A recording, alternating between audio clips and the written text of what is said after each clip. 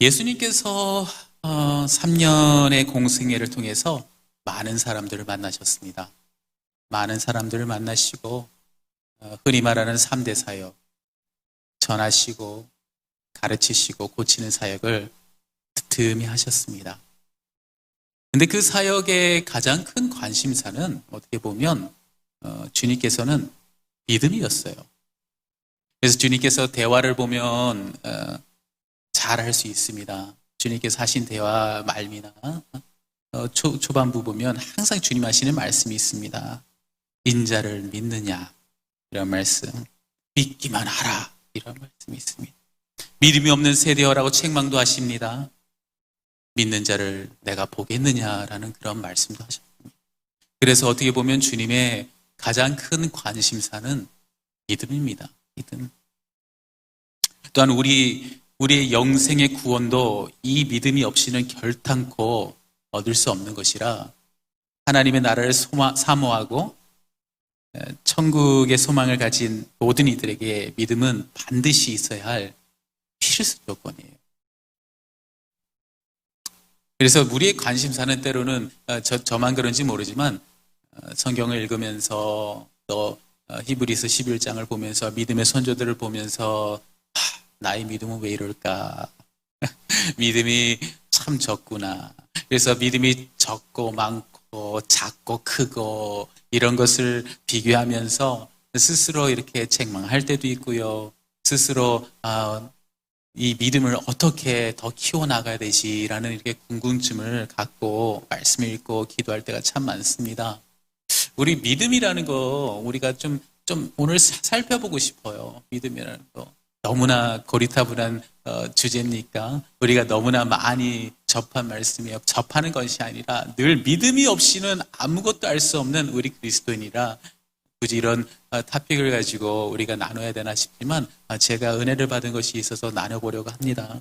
이 믿음이라는 것을 우리가 어떻게 얻을 수 있을까요? 어떻게 하면 믿음을 더 회복시키고 어떻게 하면 믿음을 더 큰 믿음, 많은 믿음을 가질 수 있을까요? 이런 고민을 많이 할 때에 많은 사람들은 되게 이렇게 생각할 수도 있습니다. 예배 꼬박꼬박 나오십시오.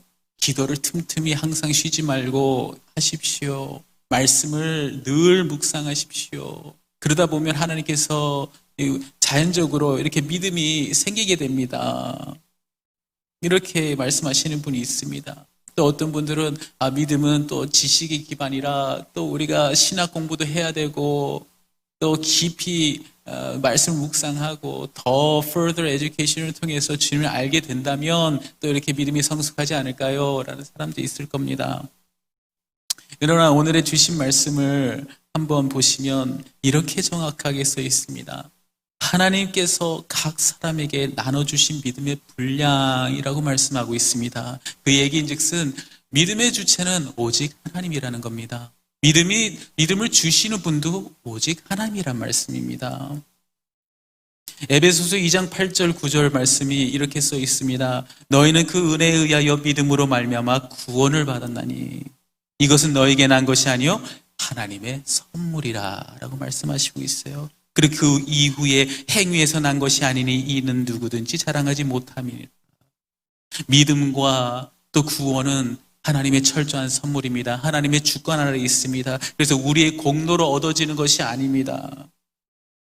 그래서 내가 신앙생활을 오래 했는데도 불구하고 여전히 내 믿음이 참 죄송하면 바닥인 것 같고 이런 코로나라는 어떤 사태를 접하면서 나의 신앙을 다시 한번 재점검해 봤는데 내가 믿음이 없는 사람 같나, 내가 믿음이 없었나 이렇게 갈대처럼 흔들리는 사람도 있을 줄 모르겠습니다. 믿음이라는 것은 상황이 닥치고 환경이 바뀌었을 때에 욥처럼 연단이 나에게 왔을 때에 믿음을 확인할 수 있는 것처럼 때로는 믿음이 내가 가진 것이 참 믿음인가, 내 믿음을 가지고 있는가 이런 안타까운 질문을 스스로 던지는 분들이 꽤 많습니다.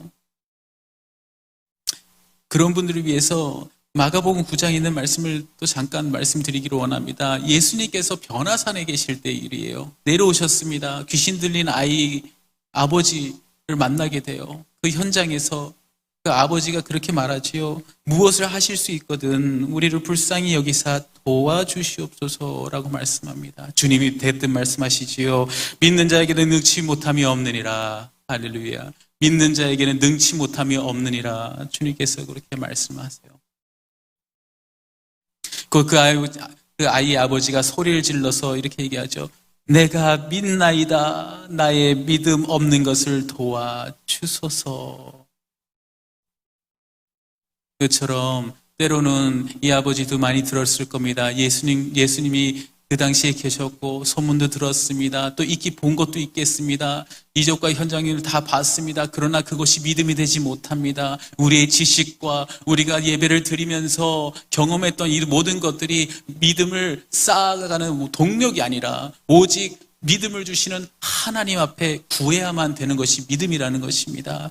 혹시라도 내 믿음이 온전치 못하다고 느끼시거나 내가 풍파에 휩쓸릴 때마다 풍랑이 일 때마다 어려움과 시련이 올 때마다 늘 무너지는 그런 믿음이었다면 이 시간 이 아버지처럼 내 믿음의 회복을 위해서 기도하기를 원합니다. 주께 아뢰기 원합니다. 주님, 제가 믿습니다. 믿어온 것 같습니다. 믿었습니다. 그러나 아시지요? 나의 믿음 없는 것을 좀 도와주세요. 하나님 믿음을 더하여 주세요. 구하고 찾고 두드리시는 여러분 되기를 간절히 소망합니다. 믿음이라는 것은요, 우리가 얻어진다고 해서 얻어지는 것이 아니에요. 노력해서 우리가 얻어지는 것이 아닙니다. 취하고 싶어서 취하는 것이 아닙니다.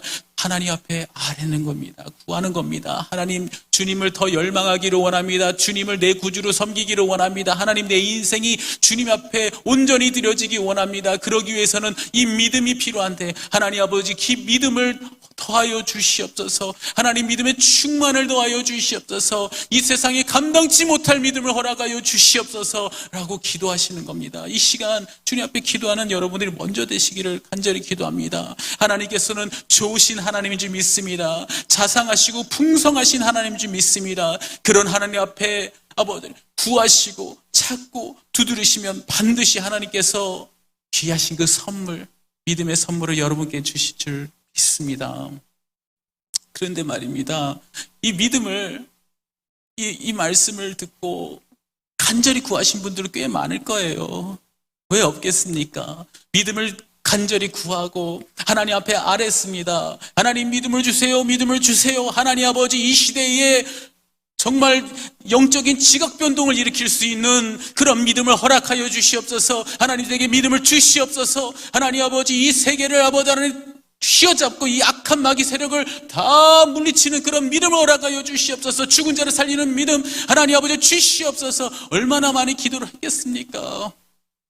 그런데도 여전히 우리에게 믿음이 없는 현상이 보일 때가 있습니다.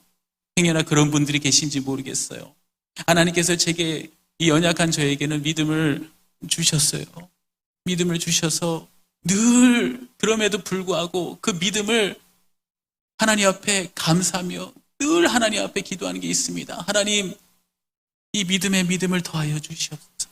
하나님, 이 믿음에 그 위에 믿음을 더하여 주시옵소서. 하나님, 주님, 그 믿음 위에 또 그 믿음을 더하여 주시옵소서. 그런 기도를 많이 합니다.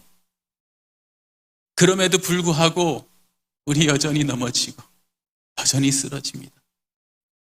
왜 그럴까요? 왜 그럴까요? 이렇게 방법도 알고 이렇게 하나님 앞에 구했는데도 잘 되지 않습니다. 우리가 늘 생각하는 게 있습니다. 큰 믿음, 작은 믿음,